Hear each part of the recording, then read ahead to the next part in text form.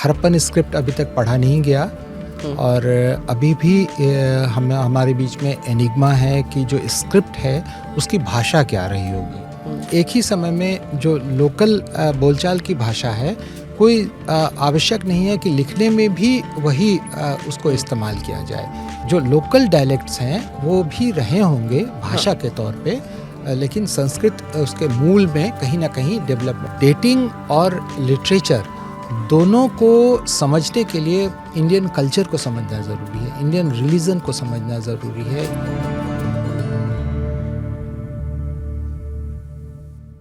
Language का आपने कहाँ से मतलब what are the resemblances to current language? वो कौन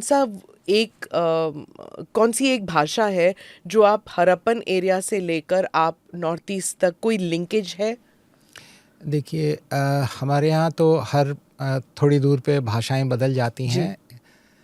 इम्पॉर्टेंट ये है कि हरप्पन स्क्रिप्ट अभी तक पढ़ा नहीं गया और अभी भी हमारे बीच में एनिग्मा है कि जो स्क्रिप्ट है उसकी भाषा क्या रही होगी।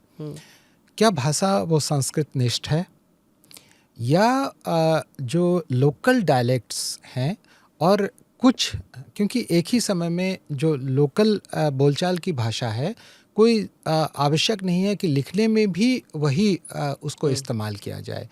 तो इसकी पॉसिबिलिटी है कि जो संस्कृत है वो एक बेस है हमारी भाषाओं की और वो जननी है भाषाओं की, लेकिन जो लोकल डायलेक्ट्स हैं वो भी रहे होंगे भाषा के तौर पे, लेकिन संस्कृत उसके मूल में कहीं ना कहीं डेवलपमेंट, वही भाषाएं जो हैं वो धीरे धीरे क्लासिकल संस्कृत में डेवलप हुआ होगा और फिर वो अन्य भाषाओं की जननी बनी होगी।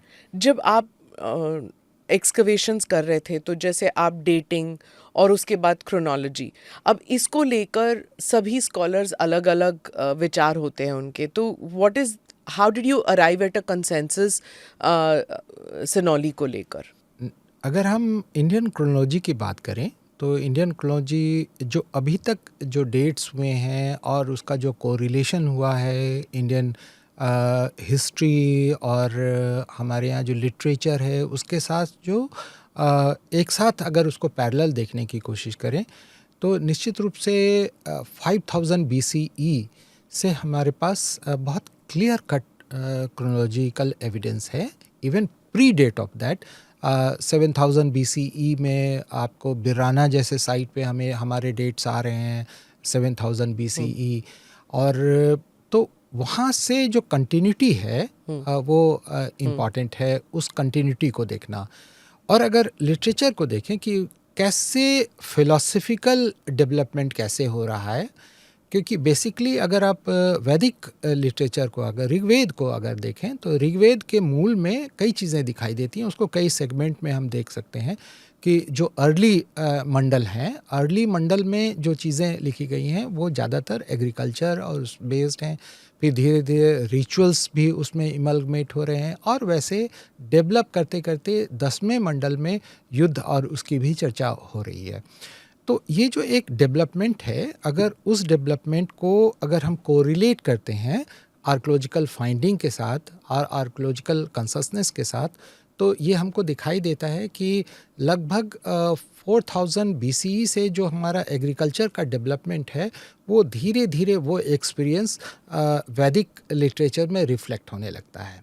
तो आप वैदिक लिटरेचर को एक हिस्टोरिकल डॉक्यूमेंट समझते हैं, साइंटिफिक डॉक्यूमेंट समझते हैं, कैसे लेके चलते हैं एज एन आर्कियोलॉजिस्ट? मैंने तो पहले ही कहा कि जो हमारे यहाँ जो लिखने की परंपरा थी ना, वो एक बहुत अच्छे से उसकी जो वीविंग है उसमें फिलॉसफी भी है, उसमें हिस्ट्री भी है, उसमें जीनोलॉजी भी है, उसमें हमारे ऋषियों के भी नाम हैं, उसमें किंग के भी नाम हैं, उसमें बैटल्स की भी चर्चा है, उसमें रिचुअल की भी चर्चा है, उसमें टेक्नोलॉजी की भी चर्चा है।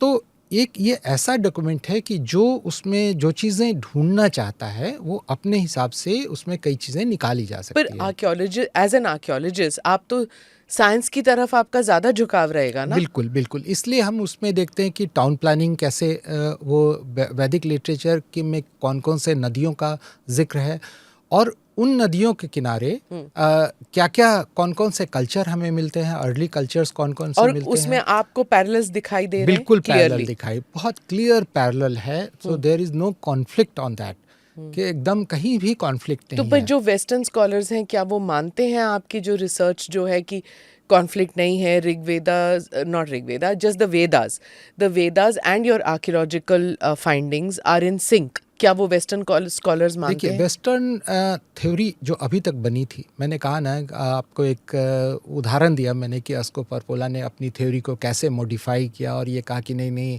थ्योरी तो वही है लेकिन वो 400 साल पहले शायद आए होंगे। तो ऐसे जो मॉडिफिकेशंस वो सोच रहे हैं, लेकिन